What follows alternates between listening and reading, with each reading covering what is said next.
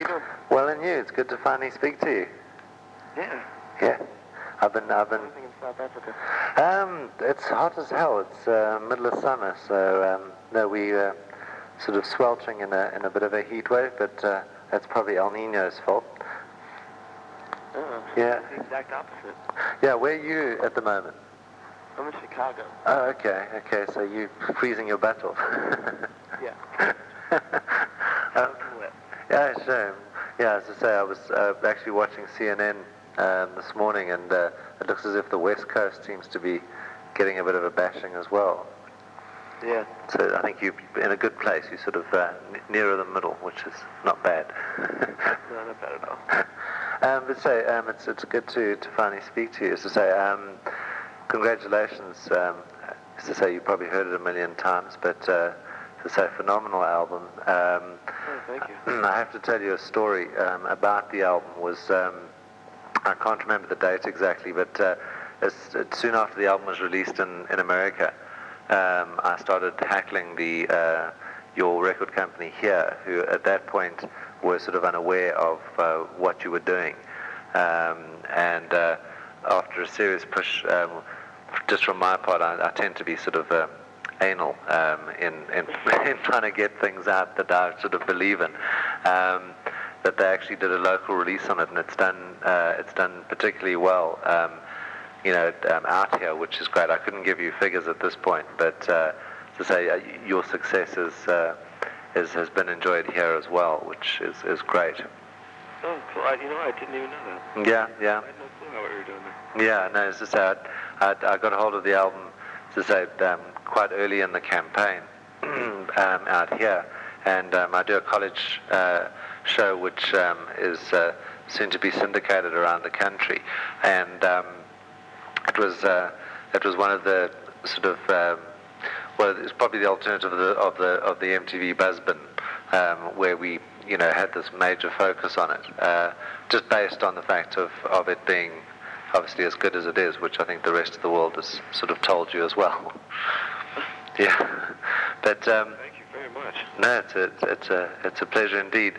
You rock, man. Cool. I have to say that. No, thank you. But Paul, most importantly, as I say, how have you all sort of handled the fact of coming, first releasing a debut album on a major label, which I think in itself is rather daunting, to being, this huge band which has done so well in the past year? We all have huge heads now. Gigantic egos.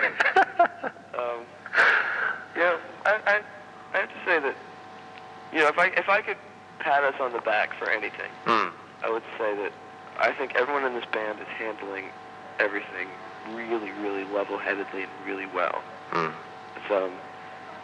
It's a lot of fun, and we have fun with it, and we're definitely very happy about everything that's going on. But we understand that it could go away at any time, and it's not like no one ever lets it go to their head. It's really cool. Because I mean, you could to all intents and purposes blow it at any point, should you choose to. We've seen it happen so many times. Like we've seen it happen to other bands. And, it happens. It's kind of like a tradition almost. That people go a little nuts. And a lot of times it ruins their career. And we don't want that. So would you call sort of Matchbox 20 a sensible band? We're pretty sensible. Yeah, we definitely, you have your moments. Yeah. But there's 5 of us who, all feel the same way. So if one person is having one of those moments, the other 4 bring them right back down, So it's like, they don't happen that often, and they don't last very long.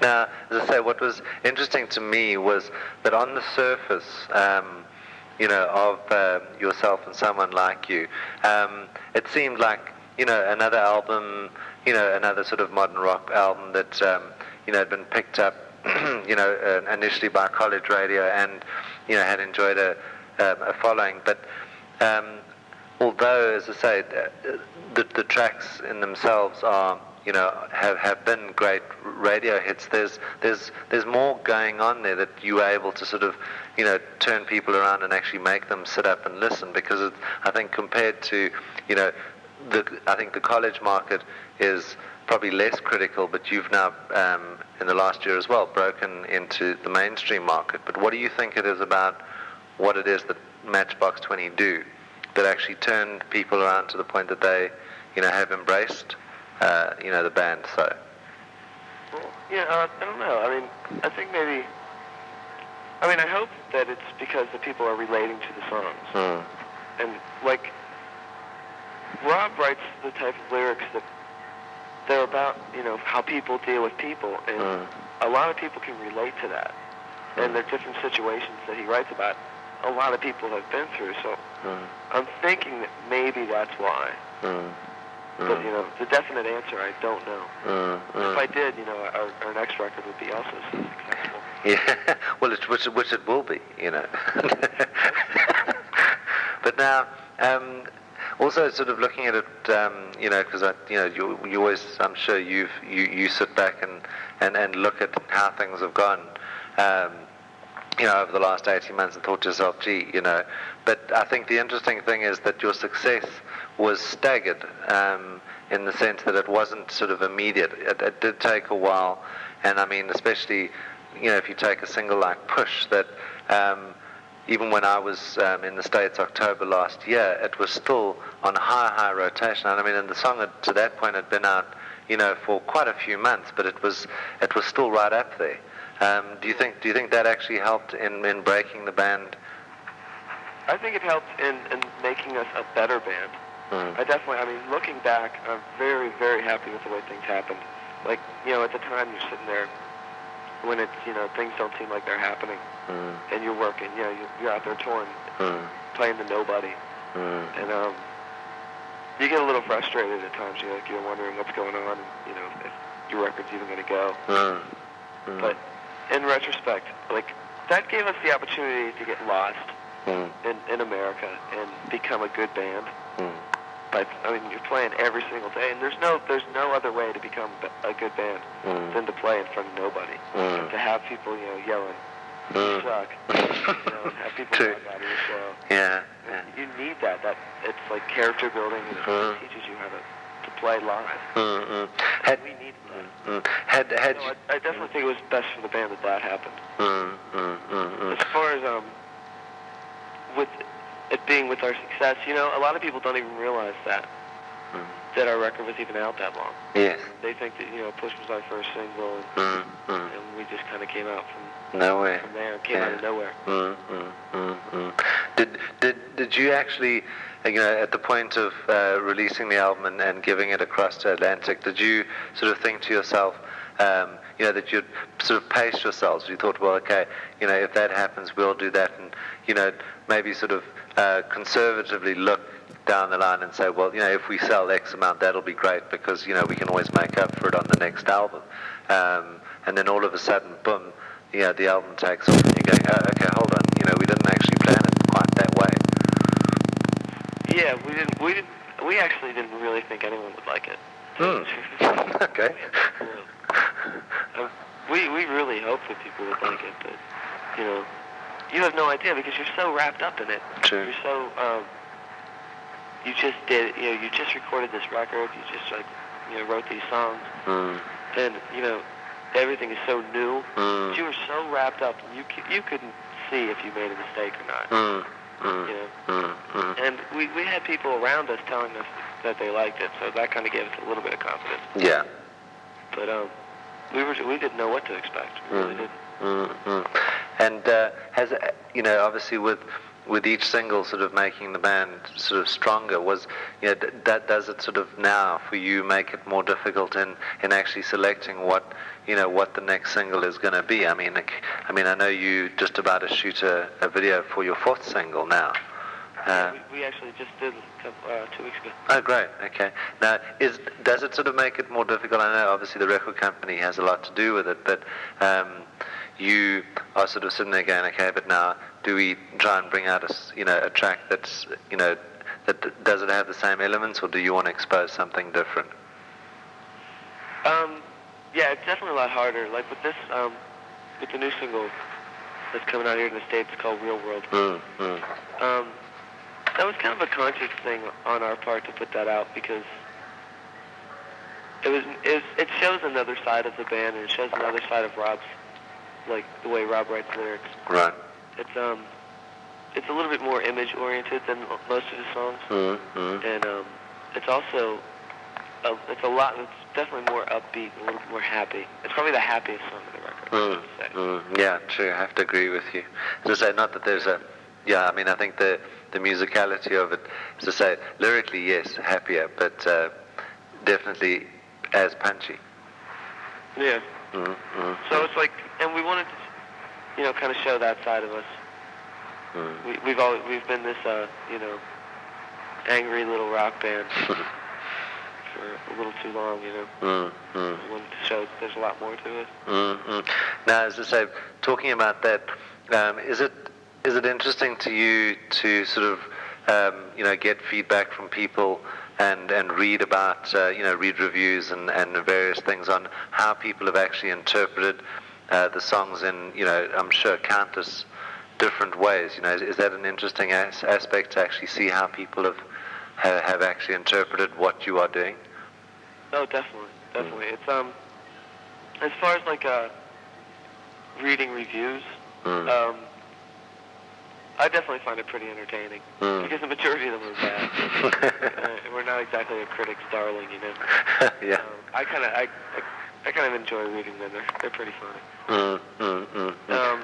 As far as like the way our fans interpret songs, sometimes you get you're so amazed by like just how they took it and how they applied it to their life, and it's just sometimes you're a little taken aback. Like most of the time it's very good. Most of the time people get the song and people understand. Like there's Push is like a song obviously that we had a lot of people misunderstood. Yes, you did that and took a lot of flack for it too.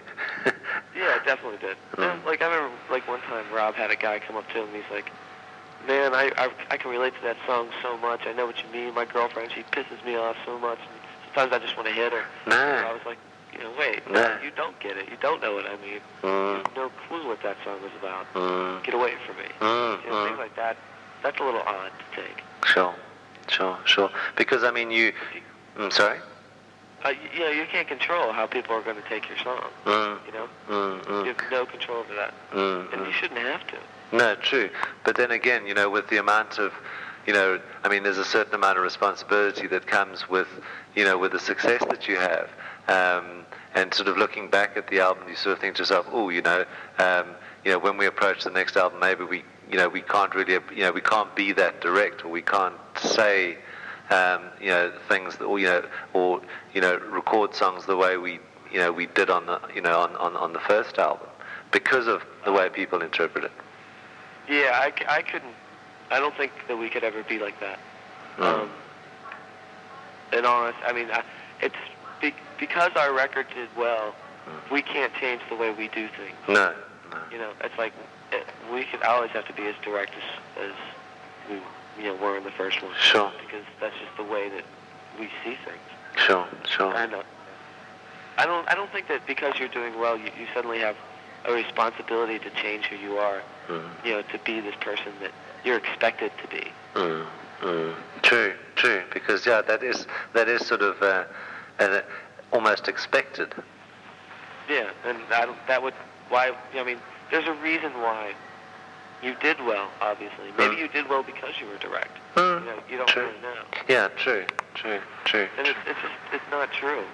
If you're just like, okay, well now I have this responsibility, I have to say things in a cleaner way. Yeah. Fuck that. You say things the way you feel them. True. People get offended, they get offended. True. Because I mean, if that had been the case till now, you probably wouldn't be talking to me. So, yeah, very much. And when you look at the album now, so you're going on to the fourth single now in America, but how much life is left in yourself? I have no idea, to tell you the truth. We don't know. They want us to stay out for the rest of the year. See. there's big plans for like touring. And like it's very important to us that we start going more overseas. So we're gonna, this year is mainly about focusing on that. And I don't know. We there's a song called "Back to Good" on the record that we really want to put out. But as far as anything else, I personally would rather just do one like Real World, Back to Good, and then that's it. Yeah. But Real World could flop. We don't know. I want to say, oh wait, this record ain't that good. I'm not buying it. Yeah, well, I mean, that's another thing is that it's a strange thing with success is that your biggest supporters become your biggest critics. The bigger you become. So. So true. That was the first to turn on me. Yeah, true. It's terrible, isn't it? To say nobody can actually be. You used to like us. What happened? Yeah. I think it's a sad day when and I mean it is normally the case where people cannot be happy for other people's success. They would rather look for a failing which probably isn't there, but they will make an issue. Yeah. It's weird. It's like as soon as something gets too big, bring it back down. Yeah. As I say, because they think they're doing you a favor, but it's weird. Don't do me any favors. No, well, it's all good from this side. Yeah. But now, as I say, looking at it and having worked the album, and I mean, you've probably played every gig as far as America's concerned. As you say, you're now looking internationally, which is great. But is the band ready for a break yet? Where you want to sit back and just say, give us a month where we can just get our strength back. No, we took one. We had one over the Christmas vacation. So we had they had 3 weeks. Okay. That was long enough. Okay. We want to be out. We want to work. Great. We're a band. We play music. We want to play. I mean, there's definitely we definitely have like the ache to record again and to write more songs. And we're willing to hold that off. But now, as I say, when you're actually playing live, you're obviously going through repertoire of almost the album. But how much of the material that you're playing live is not on the album that you are sort of prepping for the next album? Well, there's 2 songs that we do that we actually recorded for this record but didn't put them on. And then there's pretty much just one actually. That I don't even necessarily know if we're prepping it or not. We just now wrote it, and it's the first time that we ever wrote a song like kind of just jamming around and sound check. And we just really like it, so we were just playing it just to see what people thought, and just to get us to play something new. So if it ends up on the next record, who knows? Because what is the process that actually, if you look back at the album, how did that album actually, as far as how we write? Yeah. We're definitely we're very song oriented. Like that's the most important thing to us is that, no matter what we do to a song, you have to be able to take everything away and just strip it down to, the bare essential of vocal and acoustic guitar, or vocal and piano, whatever. And still have a song that's just as good. Yeah. So we start with that basis. We start with, like for this record, Rob wrote the whole record. So he would come to us with the song already written, play it for us on the acoustic guitar, and then we would add everything to it. And that's pretty much how we worked on this one.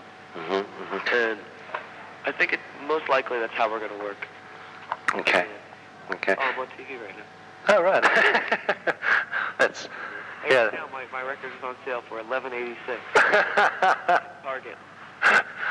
Yeah, because I mean that must be interesting as well. As to say, you have all this sort of profile now. As I said, it was sad that you didn't walk away with a Grammy. But we were actually very happy because we knew we weren't going to win. Look, we went in there with every intention to lose. Yeah.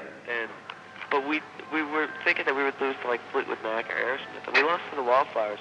Yeah. That's actually, it's very nice for us because we're friends with those guys, and we kind of, Jacob's lost 12 times. Yeah. It's like, he's got to get something. So true. Yeah. We've only lost 3 times, so it's okay. Yeah, well, it's just, I mean, the thing is that, as you say, with with Bob Dylan getting his, rather him than you, because you've certainly got a lot more life in you than say Bob does. With all due respect. Yeah. Hopefully we'll have a career that long. Yeah, I know, but I mean, the way you're going now, I mean, was that the intention? When you look back at from starting the band, did you actually anticipate, anything quite like what's happened to you? No, definitely not this. At all? I mean, we hoped that we would do well, and I can even say that, I hope that I would do like half as well as we've done right now. Yeah. And that's as far as I ever shot. I was figuring, man, I hope to God we sell 1 million records. It's like, that was like such a long dream. Yeah. I never thought that would ever happen. Yeah. And here, 5 million later. Yeah. It's just like, we're blown away by it. I can't believe it. And it's still going, which is the weirdest thing. Yeah. But now, does that make it more difficult now for you? Especially, I mean, okay, you're okay now, but now you're going to go back and you're going to put together another album. Now, does that sit on your shoulders where you have to think to yourself, because it's typical. I mean, from the way the press handle it, they get, the difficult second album, No, it doesn't. It doesn't affect us at all. I think there's a lot of factors to why I think a record, like people's second record, fails, and they definitely it's because caving under the pressure of the first record is a definite, which I don't think will happen to us because we're going to take time to withdraw ourselves from everything before we go in to make the next record, and we're not expecting it. You can't. You have to totally go in with a fresh head and make the next record the way you made the first one. Just go in and make the best record you possibly can. And I think we've grown. We've been a band for 2.5 years longer than we were when we made that record. And we're also, we're a little bit older. Everyone in this band is a songwriter. So there's a lot more songs now. Everyone's kind of comfortable with each other's songs. Right. Rob is such an amazing songwriter. He has a huge catalog of songs that we have to choose from. So it's I don't think there's any lack of good songs for the next record or even the record after that. I think as long as we go in and make a record of good songs, hopefully people are going to like it. And if they don't, that's not really up to us. True. We have no control over that. True, no matter what you do. Yeah, true. Yeah, we can always make a record that we're happy with and just hope that other people like it. Absolutely. Paul, I've definitely taken up too much of your time, but if I could ask you one last favor, if I may. No problem. If you could do a short ID for me. So I do a terribly cliched show called The Cutting Edge that I mentioned earlier. And we're going to pop this out on there, and I will obviously do various sort of editorial on this as well. But the name of the show is The Cutting Edge, so you can play with that as you will. Okay. Whenever you're ready. Hey, this is Paul from Matchbox 20, and you are sitting in your little living room listening to The Cutting Edge. Thank you very much, sir. Hey, sure. Much appreciated.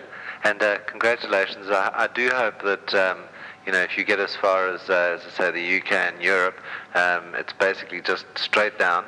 And yeah, I want to head there. I mean, we definitely want to go over there, and I'm assuming that there's plans, maybe not on this trip, but on the Sure. trip after. Sure, yeah, sure. No, understandable, but definitely sort of pencil it in there because I can guarantee you that even if you had to do 2 shows one in Johannesburg and one in Cape Town, you could pack out at least 20,000 people at a time. So.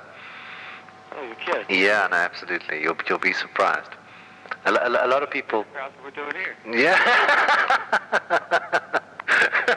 Bye, Carolyn. Thanks, Carolyn. Carolyn. I hate to break in. No, Are you done? We are. I was just going to give you a couple-minute warning. Oh, Sam, no, we're actually okay, Sam. No, Okay, great. Thanks very much, Jason. Paul. Thank you. Thanks, Paul. Jason. Cheers, man.